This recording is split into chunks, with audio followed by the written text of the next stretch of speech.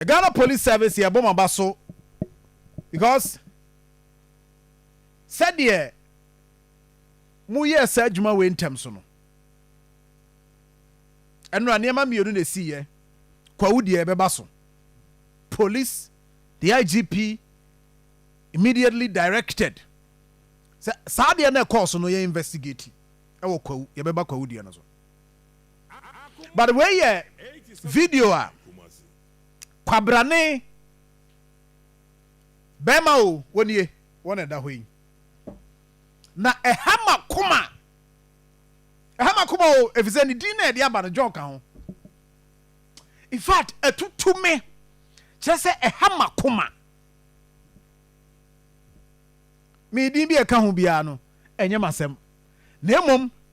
edin no e ka ho a John e ka ho no chese ama adena hame pa ko John de enye osubani ka John de ubobra pa na obenya Ghana mampani adi ka John de ototo ne amaye na obedi Ghana mampani na so John we de oh bra boni na sa John we bo na mo de mo hwe nanim na me wo hwe the other side anji the other side ade na kita no no ebi si edua ebi so ye metal na wo hwe video no a wo de bo ba no benkum ni fa na ebu no wasa kwa kire akofa bi pepe na ebu in fact yentimi show content ni na because oba no a otefam ho no a yakata ne ho no she was naked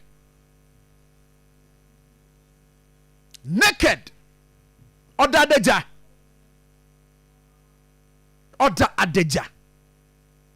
amache se fiofo papa no lock a main gate no yeso ye fie wura wo sesen e na watwe aba che se nkrofo hyedem na nipa no a wo ye video no meba be ka no ho asema kirewo nipa na o ye video na ba bonten no meka no ho asema kirewo ba wo dey Facebook page ana ntwihwe nanim no kwasem ne sa atade no a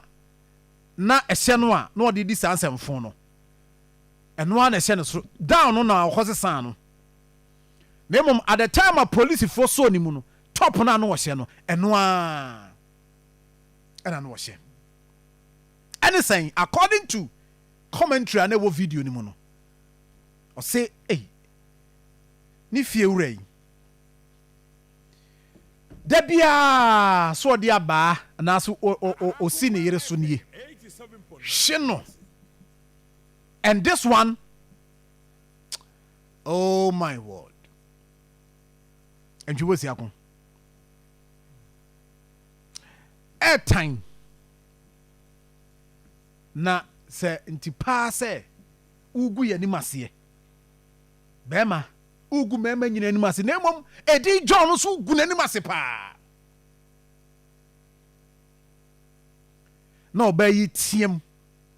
na wasi da bi me mampie you see it got to the point senka oba no nya kwan kra de na daja epie yankope watch it what the baby omo way antwe me see it got to a point wo share video na na obeti mama ya slides no kakra oba no nya e kwan a god na daja ebepie. This is another side of it. Inti time ahwe inti bema ya ogina bontin no opesen ka at least wono so kura ba mu nanka obegi oba no osibe masa don't venture odin onso ro sidin sa chenu thank bema ko emfa ha 87.9 enya wasem jana menyama de ena oye ya no to do nim that's gate main gate no two na akwa na ma memfa ne din tudwa yes I say John nko na maka wagu anim ase pa ka John de obo obra yie na atoto ne ma yie a nka wo be 80% chance obetima Ghana mampani nanso so menua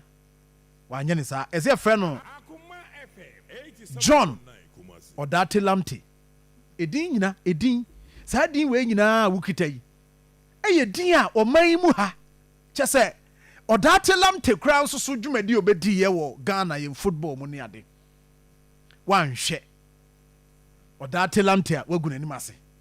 John so a wagu nanim ase ama say John yi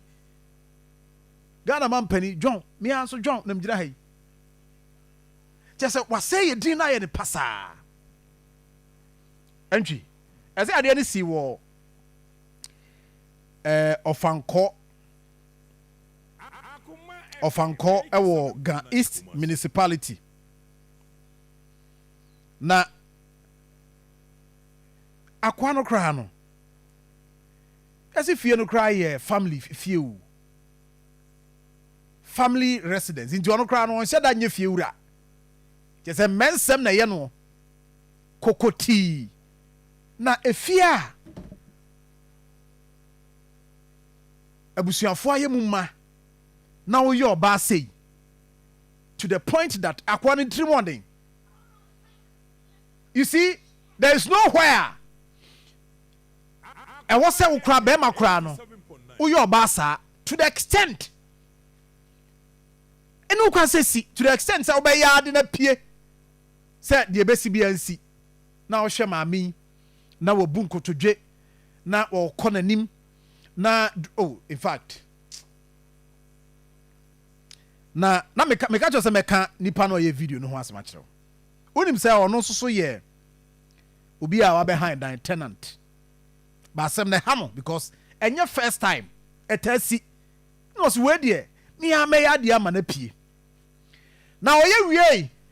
na video no ko viral na police for search so mu chesi abrante no ni nua no ma wo fie ho say sa wono tenant no a what the video no ba abonten ombabo no anchi wosre na na also ya mahye dia wono eye video no e ba abonten a police for investigate hwe so be make arrest enipa mienu sore ya wo mo so mo ntiase na nipa na wono no ye video no wo mo ebeche na sa the other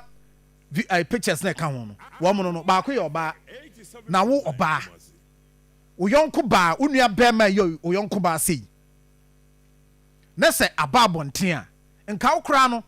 nka wo sore wo nua bema no so sa de no wo ye oba sa na wo de wo nkwa aware wo nkwa aware ona ti wei wo kra no sa wo ti wei a wo te abusua fie kye sa bi kra kwa ya amwa ana ti wo no am say my friend say as your friend no Grace Kushie Lamptey ana be ma na account ne Louis Odartey Lamptey as abusuafo